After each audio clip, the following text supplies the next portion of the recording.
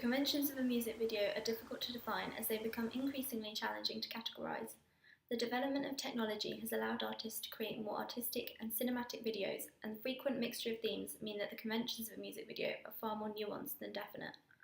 One way to define the conventions of a music video is through reference to the Andrew Goodwin theory. My video specifically conforms to the expectation of a relationship between music and visuals. I believe that the tone of my song matches the emotion I've attempted to convey in my video. Equally, I believe that my video both conforms to and challenges the theory of features. My video does display genre characteristics by conforming to stereotypes associated with the genre of classical music by featuring elements of nature in the location, for example. However, my video also challenges these conventions given my contemporary influences from the pop, indie genre. I believe my video to be similar to real music videos given the use of varied camera angles and lighting, which is a key convention shown within music videos across multiple genres. I have used certain shots, transitions and techniques such as fade shots, close-ups and a naturalistic sound clip at the beginning of the video to replicate the work of popular artists. These are just a few examples of some of the ways that my media product uses and replicates conventions. Moreover, I've challenged the forms and conventions of the genre also. My video does not follow the usual pattern of fast-paced cutting to the beat as within many pop videos such as Rihanna's Disturbia. Instead, I've used slightly longer shots that reflect the building tempo of the song and allow for more storytelling. Furthermore, a large part of the music industry relies upon the voyeuristic treatment of women in music videos, as referenced by theorist Andrew Goodwin and specifically Laura Mulvey in her male gaze theory.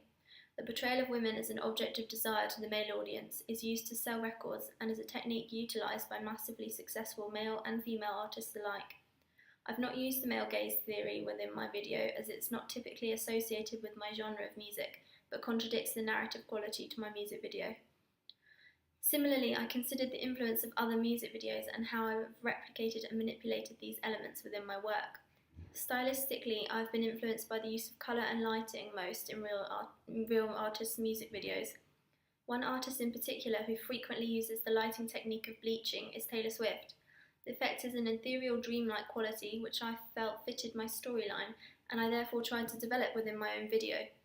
Another major influence for me was indie artist Jamie Lawson, specifically his hit Wasn't Expecting That. I love the storytelling element of the narrative, the emotion conveyed, and the cross-generational theme, and this is what I've attempted to communicate in my music video. Therefore, this and Avicii's Waiting for Love were the starting points for me in developing my own narrative, whereby my artist and his partner become the older couple. Lastly, I've been influenced by alternative forms of media in the creation of product. Adverts have influenced my work also. For example, Bleu de Chanel, directed by Martin Scorsese, was influential given the narrative theme, flashback sequence, and use of post-production editing and techniques such as bleaching and black and white filters. Moreover, the Galaxy advert featuring CGI of Audrey Hepburn drew my attention, given the narrative quality and use of high-key lighting and cinematography. I believe my video to have a movie feel given the nature of the song, which I believe alludes itself to storytelling. I took influence from the original artist Ludovico Einaudi, whose music features within film and television. Therefore, I've developed and attempted to replicate the influence of real media products such as adverts, music videos and film to create my own product. I believe my combination of music video, digipack and poster to be effective, as I've created a sense of synergy by keeping a consistency of themes, colour schemes and imagery to convey one consistent message. I did a lot of research into real digipacks to ensure that my own digipack reflected that of a real one and looked professional. I used my blog to document my research and looked at digipacks from across a variety of genres, analysing album covers by popular artists from the rap, pop, classical and country genres. I found that there are two key types of album covers used by artists. The digipack either uses cover art and follows this theme, or has been used by artists such as Coldplay, Maroon 5 and Kanye West, or features the artist throughout. I decided to feature the artist as opposed to cover art in my digipack, as this is what most popular artists do, as it helps to build and promote their image. Moreover, I did a lot of research into the digipacks of the classical genre, given the classical nature of my track. I found lots of classical albums and digipacks to have strong ethereal associations and heavenly imagery used, such as artist Hayley Westenra. However, I did not feel that this would appeal to my young target market. Therefore, whilst I have conformed to the conventions of the classical genre within my digipack by using images featuring nature, I have predominantly been inspired by the more contemporary influences of the pop indie digipacks that I researched. What I liked and was inspired by in some of the digipacks that I researched was their simplicity. Album covers such as Demi Lovato's Unbroken really stood out to me for its visual effectiveness. The image is a simple shot of the artist, the message is clear. The artistic lighting, slight bleaching, and synergy of font colour and Lovato's lip colour work together to create a smooth, professional image. Therefore, my research of real products was vital when it came to creating my own digipack. I took the photo for my album cover when filming my music video. This allowed for synergy as there's a shared focus on nature and the landscape. I edited my image to increase the focus of light hitting my artist's right side, which I feel creates a nice contrast. I've used this image as my album cover as it is simple but bold. The artist is centrally placed and is still the main focus, yet the image is powerful and naturalistic. I experimented with multiple font types and finally decided on Perpetua titling. This is the font that I've used across my entire digipack to convey continuity. I like this specific font as it creates a classic and elegant image that's still bold and readable but is slightly softer than other fonts to match the naturalistic style throughout my digipack. Equally, the font has reflected this and is a light green and blue colour with faded opacity to blend with my colour scheme and keep a consistency of style. I named my album Changes as lots of the digipacks that I researched used a single word for the title as this is more memorable. I used Changes specifically as I felt that this really suited the themes of my music video and created a sense of unity. Moreover, the first double page spread of my digipack conforms to the overall themes also. I have used an image of the sun shining through the branches of a tree. This use of naturalistic imagery and manipulation of light fits the rest of my digipack and video, but was inspired by the work of real artists. I was inspired by the work of band Codaline when creating this element of my digipack, who used a similar image on one of their album covers. Codaline used a collage of various images on the album, but this one in particular stood out for its artistic nature. Furthermore, my original artist Ludovico Iannodi uses a similar image for the cover of his album in a time-lapse, which I took influence from. Despite being influenced by these artists, I developed my own image in Photoshop, manipulating the light to bring out the silhouettes and shadows of the branches and increase the brightness to create a bleaching effect, which reflects the use of light in my video. I researched carefully what writing to add to my image and having looked at digipacks by artists from a variety of genres, decided upon an acknowledgement page. This is an important feature of the digipack as it ensures all those who worked on the album are credited to avoid dispute. I looked at the acknowledgement pages of artists such as Beyoncé, Tyga and Pink Floyd in order to ensure I had the right list of producers, directors and writers, for example, to thank within my digipack. And this is one of the key ways that I ensured my digipack is realistic. For the other double page spread of my digipack, I used an image of my artist. The use of the artist in the spread of the digipack is popular, and pop artist Rihanna's digipack for her album Loud features 6 double page spreads of images of herself, all in similar style to the album cover. I've therefore used an image of my artist in my digipack to conform to the expectation of the audience and further my artist's image. The actual image is a head and shoulders shot. I like the image given the focus on the artist. I feel that it looks crisp and professional. Moreover, I was able to use black and white on the shot as I've used black and white filters to establish my cross-generational theme within the music video. The artist seems to be addressing the audience within the shot as he's staring directly into the camera. As a result of this, I matched my writing accordingly, making this thank you page. The writing is a classic tribute which replicates those of the digipacks that I researched. I thank those who have worked on the album, the record company, and gave it a more personal feel by thanking the artist's family and fans to ensure they feel like they are a part of the process and to build a rapport with my fan base. Finally, I finished the image with the signature of the artist to add to the personal feel of the page. The back cover is fairly simple also. I continued the themes and colour schemes of my digipack by choosing a naturalistic image. I chose this particular image as it was well framed and light.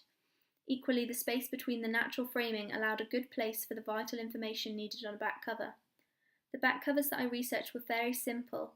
Some, such as John Legend's, didn't even feature an image, but I felt this image fitted with the rest of my digipack. I also used Photoshop to manipulate images that were not originally mine to ensure my digipack replicated a real one. I've decided to use the logo for Decca Records for my digipack, as this, having researched this label, I found that whilst still a part of the Big Three, a subsidiary of the Universal Music Group, Decca represents similar artists to mine, more niche classical artists such as Ludovico Einaudi and the Shires, for example. Therefore, I lifted this and a barcode and resized them on my own back cover. In my research, I discovered the importance of a declaration. This establishes the rights of the artist and record label and prohibits illegal copywriting. Having researched other digipacks, I used the text tool to write my own declaration to add authenticity to my digipack. Lastly, I feel that my poster fits with the rest of my digipack and is effective for multiple reasons. I've used the same image as the front cover of my album to give a sense of continuity. I also really like the shot given the use of lighting and the view with the artist featuring heavily on it as well. This is an important convention to conform to also to promote my artist's image. I did lots of research into real posters and found that simplicity is key.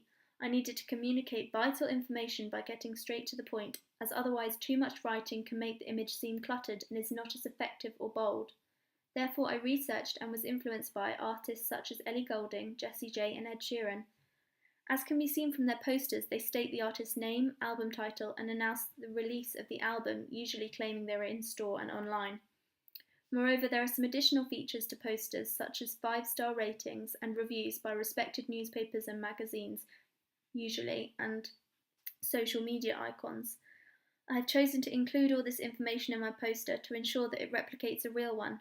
I focused especially on getting social media icons on my poster, as I feel that social media is such a powerful tool for promotion in the digital age.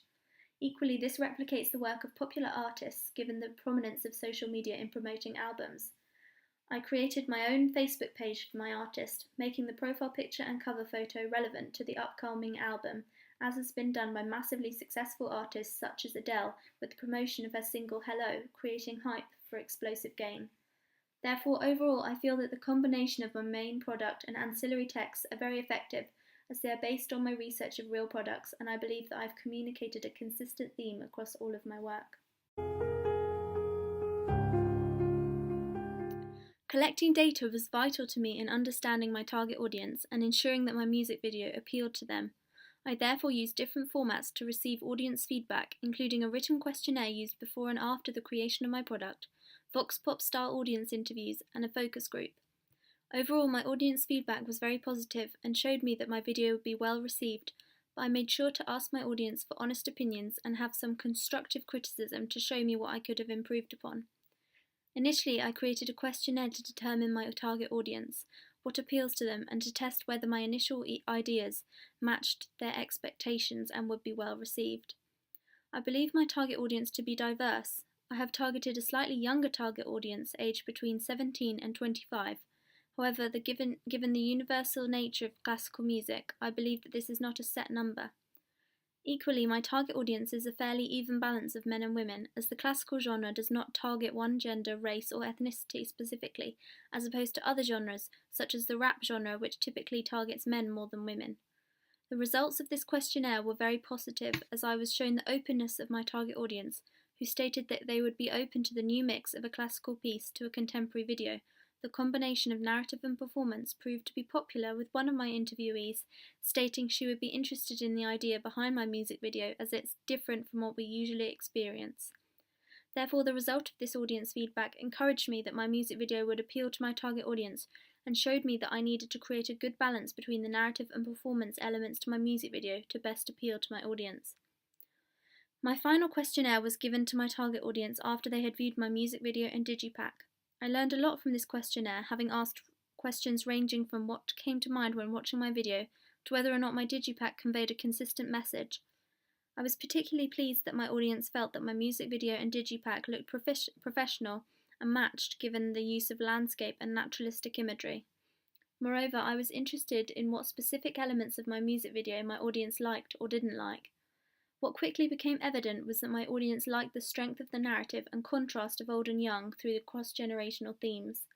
Lastly, I was encouraged also by 100% of my audience saying that they liked the contrast of classical music and a more contemporary video, and saying that they would buy the artist's album if it was a real product. This showed me that my product would be well received and does indeed effectively appeal to my target audience. The other key form of audience feedback that I received was by interviewing a focus group, asking them questions about their expectations, filming their reactions to the music video, and discussing what they liked or disliked about it. When asked what they looked for in a music video, I was encouraged by their interest in a storyline. Something that has a plot to it rather than just like random images. Yeah. Even if it's like a subtle storyline. Equally, when asked what they liked about the video, I was pleased that there seemed to be a lot. The cross-generational theme was popular, and one participant noted the use of transitions to convey this. I really like there was like a contrast between like young and old, but like the love was the same. I liked how the transitions like showed and they emphasised that it was the same people. An important part of my audience feedback was to establish what I could have improved upon. One of the members of my focus group stated that at one point the actor seemed to be playing a little harshly on the keyboard when the music was slightly quieter. When the music got really soft, the actors in the music video were playing rather harshly. Therefore, if I were to create my product again, I would ask the actor to play the piano in a more gentle way to create a smoother image. Finally, the reactions to my video were very positive. I feel that my audience appreciated various key elements to my video, and their feedback has been vital in my understanding of audience feedback and how my product would be received by my target audience. Initially, I considered the different media technologies that I've used within the planning and research stages. I've used various different programs like Blogger to document my progress. Blogger was a key form of media that I used, as this platform allowed me to plan my work and express my research through the ability to upload images, videos and audio files as well as text. Equally, I used Google and YouTube within my planning. Google Images allowed me to make my work more creative and visually entertaining. I also did lots of research into different forms of music using YouTube to explore popular artists' work and to identify a genre of music and a song that I wanted to use. I used other media formats such as Word documents and Excel in the planning of my product also.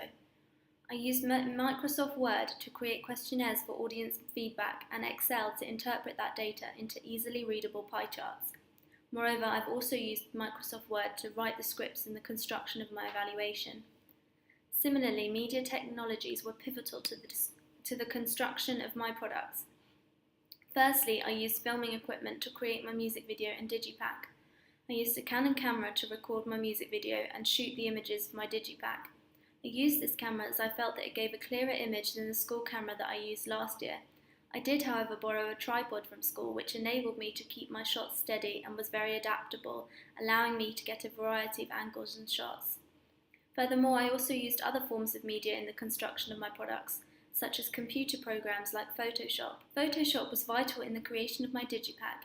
It enabled me to lighten certain images to look more professional, create the text that I wanted to match the colour scheme, and transfer key logos such as the record label to make my products authentic.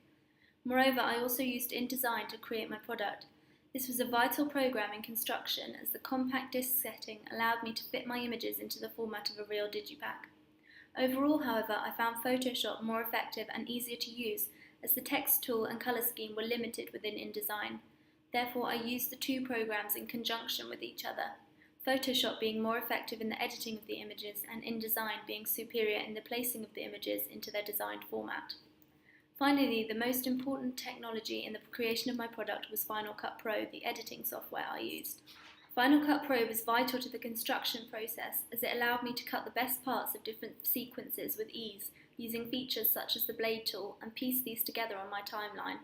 Additionally, the transitions allowed me to create a smooth move between shots, but also to increase the storytelling in fading from shots of the younger to older couple. Therefore, technologies were vital in the construction of my product. To the same extent, I have used media technologies in the evaluation stage.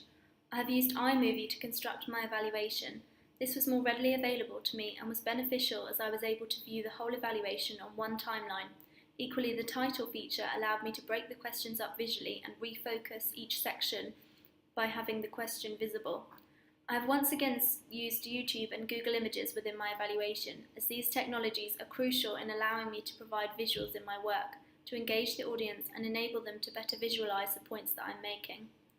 Moreover, QuickTime Player has been crucial in the evaluation stage. as this has helped me to record my audios and take screen records of my work in other programs such as Photoshop, and of my blog in order to demonstrate my work to the audience within my evaluation. Overall, I've used a wide range of media technologies in all areas of the construction, research, planning and evaluation stages, and these have been vital for me, from the recording of my video using film equipment to the upkeep of my blog using YouTube and Google Images. Technologies have been vital at all stages.